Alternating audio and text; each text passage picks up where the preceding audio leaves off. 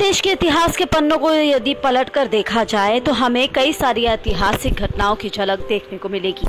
लेकिन आज से 45 साल पहले कुछ ऐसा हुआ था जिसने देश की छवि को बदल कर रख दिया। यहाँ हम बात कर रहे हैं 25 जून 1975 की। जिस देश को लोकतंत्र पूरे विश्व भर में सम्मान के तौर पर देखता है, उसी को 45 साल पहले आपातकाल का ग्रहण लगा।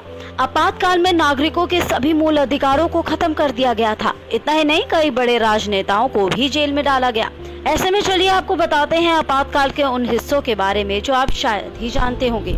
25 जून 1975 से लेकर 21 मार्च 1977 तक देश में आपातकाल लागू रहा था। मध्य रात्रि में तत्कालीन राष्ट्रपति फखरुद्दीन अली अहमद के हस्ताक्षर के बाद देश में पहला आपातकाल लागू किया गया। अगली सुबह जब लोग उठे तो पूरे देश ने रेडियो पर इंदिरा गांधी की आवाज में संदेश सुना था कि भाइयों बहनों, राष्ट्रपति ने आपातकाल की घोषणा की है। इससे आतंकित होने का कोई कारण नहीं। 25 जून की रात से ही देश में विपक्षी नेताओं की गिरफ्तारी का दौर शुरू हो गया। देश के कई बड़े राजनेताओं की जैसे कि जयप्रकाश नारायण, लालकृष्ण आडवाणी, अटल बिहारी वाजपेयी, जॉर्ज फर्नांडिस आदि जैसे राजनेताओं को सलाखों के पीछे भेजा गया। हैरानी वाली बात ये थी कि इतनी गिरफ्तारी हुई कि जेल में जगह ही नहीं बची। आपातकाल के दौरान अखबारों पर सेंसरशिप लागू कर दी गई। उसकी अनुमति के बिना कोई समाचार नहीं छापा जा सकता था।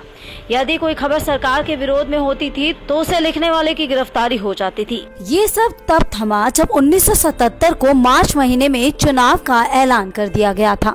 1971 के चुनाव में इंदिरा गांधी की पार्टी ने अच्छी जीत हासिल की थी और काफी बड़े मार्जिन से वो जीत हासिल हुई। लेकिन उनकी जीत पर सवाल खड़ा करते हुए राजनेता राजनारायण ने 1971 में अदालत का रुख किया। राजनारायण ने अपनी याचिका में आरोप लगाया था कि इंदिरा गांधी ने चुनाव जीतने के लिए गलत तरीकों का इस्तेमाल किया है। इसके बाद मामले की सुनवाई हुई और इंदिरा गांधी के चुनाव को निरस्त कर दिया गया। इस फैसले के चलते गुस्से में आकर इंदिरा गांधी ने इमरजेंसी लगाने का फैसला लिया। इंदिरा गांधी के प्राइवेट सेक्रेटरी रहे दिवंगत R.K. माधवन ने कहा था कि पश्चिम बंगाल के तत्काल CM S.M. राय ने जनवरी के 1975 में ही इंदिरा गांधी को आपातकाल लगाने की सलाह दी थी। यहाँ तक कि इमरजेंसी की योजना तो काफी पहले ही बन चुकी थी। धवन ने अपनी बात में ये भी कहा था कि तत्कालीन राष्ट्रपति फखरुद्दीन अली अहमद को आपातकाल लागू करने में कोई परेशानी नहीं थी। उन्होंने तुरंत इसके लिए हाँ कह दी।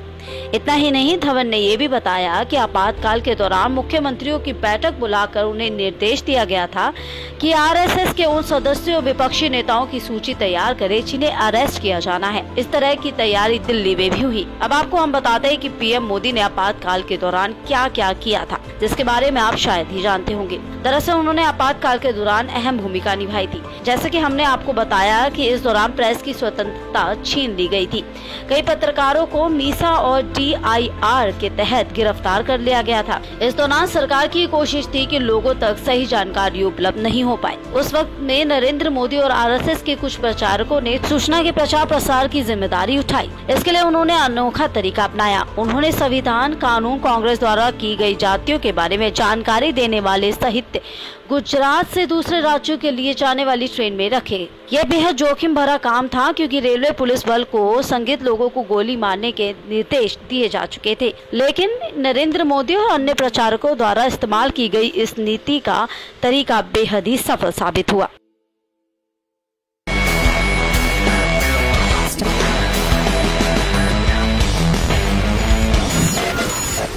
InstaFeed